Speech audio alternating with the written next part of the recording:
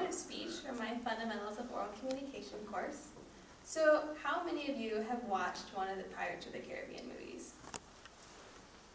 Okay, so I'm going to talk about Port Royal, which is actually a sunken pirate city, and it is featured in the movie quite a few times.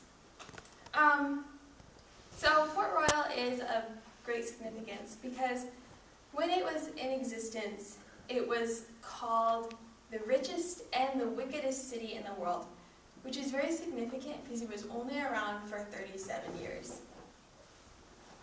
So Port Royal is located on the eastern side of Jamaica, so it's on the opposite side of Kingston.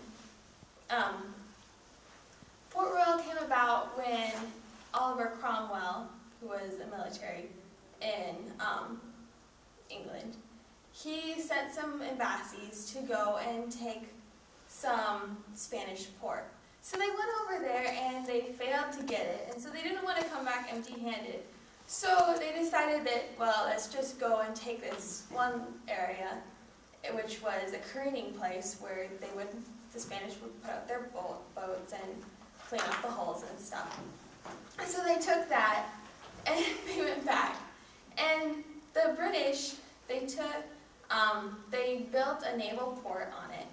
And the British Navy is called the British Royal Navy, hence the name Port Royal. And so after that, they decided to build a settlement on it as well. And they decided to invite the buccaneers and pirates.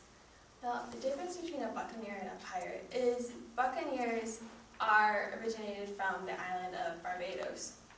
So, and pirates is just a broad term to anyone in this trade.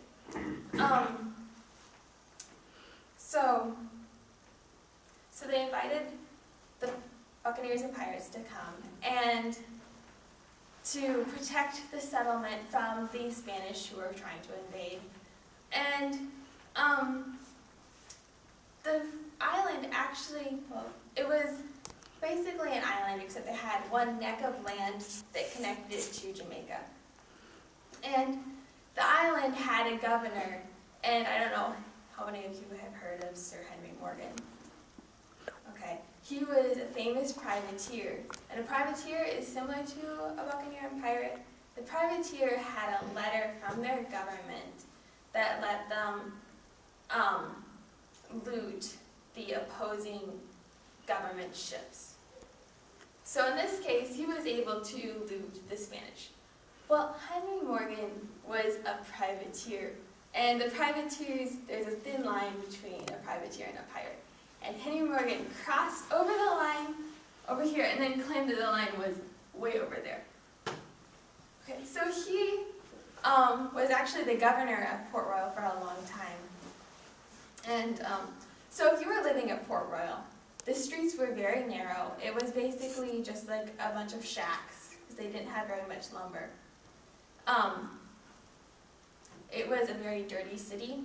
There was a lot of mire in the streets, especially during the rainy seasons. If you were a famous pirate during that time, all the pirates would go to that particular island. If you wanted to crew a ship, you would go there. There was also other pirate, but this one was the biggest pirate port in the Caribbean at its time.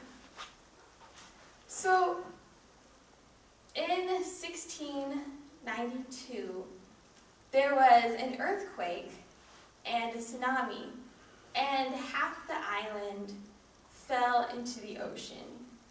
And there was about 2,000 people who died, which was actually only about 2/5 of the population. The rest were to escape onto the different ships and get onto higher ground. And then after that, they tried to rebuild the city, but it was burnt down by fire. And they tried yet again, and there was 3 major hurricanes that came within a period of 5 years. After that, they decided to give up and go to Tortuga or Barbados. But the British, however, kept their naval port there, and they kept it there for about 200 years until they moved north over the fight over the North American continent. So now if you go to Port Royal, It is just a quiet fishing town. In order to go into the water in the area, you have to get permission from the government because they want to protect the sunken city. If you were to actually be able to go and scuba dive there, the streets, some of the streets are in perfect order. There are still pots and pans on the ovens, and there's still firewood in the fireplaces.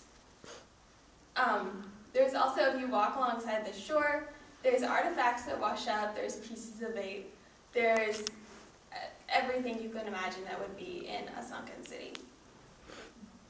So I want to thank you for listening.